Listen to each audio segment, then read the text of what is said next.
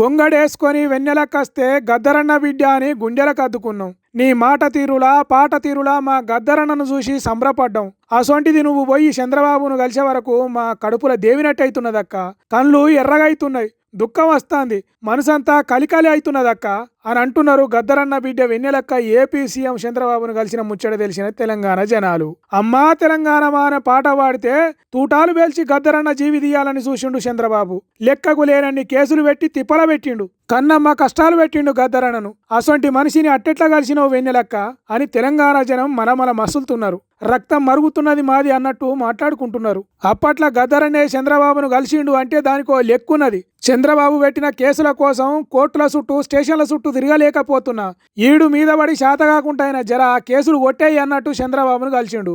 దానికో లెక్కున్నది. కానీ తండ్రిని కాల్చి చంపేదానికి చూసిన మనిషిని అట్టెట్లా కలిసినవు వెన్నెలక్క? విద్యుత్ పోరాటంలో తెలంగాణ పేదలను పొట్టన పెట్టుకున్నాడు. అంతెందుకు తెలంగాణ రాష్ట్రం రాకుండా అడుగడుగున కుట్రలు చేసిండు, వచ్చిన తెలంగాణను వాపసు పోయేటట్టు చేసిండు. అసొంటి మనిషిని కలిసి గద్దరన్న విగ్రహం ఆంధ్రాలో పెట్టాలి, ఆంధ్ర యూనివర్సిటీలో ఉన్న ఆర్ట్స్ అండ్ కల్చర్ విభాగానికి గద్దరన్న పేరు పెట్టాలి అని అడిగినందుకు ఆగామాగం అవుతున్నారు తెలంగాణ జనాలు. మేకల గుంపు పులి దగ్గరికి పోయి న్యాయం చేయమంటే చేస్తుందా అక్క? పానం ఉన్నప్పుడు పాట పాడితే సంపాలని చూసినోడు చచ్చిపోయినాక విగ్రహం పెడతాడా వెన్నెలక్క అని అడుగుతున్నారు. బతికున్నంత కాలం తెలంగాణ గానం చేసిన గద్దరన్న పేరు ఆంధ్ర యూనివర్సిటీకి పెడితే అన్న ఆత్మ శాంతిస్తుందా అక్క? ఇది నీకొచ్చిన ఆలోచన లేకుంటే ఎవరైనా చెప్తే చేస్తున్నావా?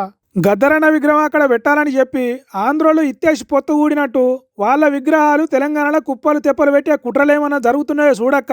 దాంట్లో నువ్వు భాగం కావద్దని కోరుకుంటున్నావు వెన్నెలక్క అని అంటున్నారు. తన బొందిల పానం ఉన్నంత కాలం తెలంగాణ సోయితోని పాటలు పాడిన గద్దరన్న విగ్రహం పేరుతోని మళ్ళా ఆంధ్రోళ్ళు కుట్రలు చేస్తే గద్దరన్న పోరాటానికి పాడిన పాటలకు ఇలువ ఉండదు. జర ఆలోచన చేయి వెన్నెలక్క అన్నట్టు మాట్లాడుకుంటున్నారు తెలంగాణ జనాలు. AP deputy CM Pawan Kalyan మీద తెలంగాణ పీసీసీ అధ్యక్షుడు మహేష్ కుమార్ గౌడ్కు ఎనలేని కోపం వచ్చింది. కోపం కట్టలు తెగి కాల్వలై పారింది. ఆయన పవన్ కళ్యాణ్ కాదు దిష్టి కళ్యాణ్ అని పవన్ ఫ్యాన్స్కు జనసేన కార్యకర్తలకు కడుపు రగిలిపోయేటట్టు అన్నాడు. అబద్ధం చెప్తున్నారు మీరు, మహేష్ కుమార్ సార్ అన్నడో లేదో అనుకునేటోళ్ళు ఎవరన్నా ఉంటే ఓసారి సార్ మాటలే వినుండ్రి. అందుకే వారిని మేము పవన్ కళ్యాణ్ కాదు దిష్టి కళ్యాణ్ అంటాం. వారిని తెలంగాణ ప్రజలు ఆదరించరు. పవన్ కళ్యాణ్ మాటల్ని తెలంగాణ ప్రజలు నమ్మరు.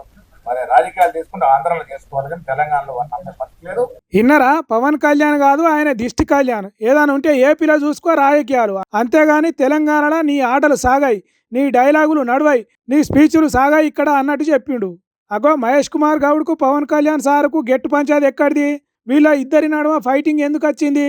ఎందుకు మహేష్ కుమార్ సార్ ఇట్లా మాట్లాడుతున్నాడు అంటే పవన్ కళ్యాణ్ గతంలో తెలంగాణ రాష్ట్రం గురించి, తెలంగాణ వ్యక్తుల గురించి, తెలంగాణ భాష గురించి, తెలంగాణ నడవడి గురించి చాలా నీచ స్థాయిలో విమర్శ చేశారు.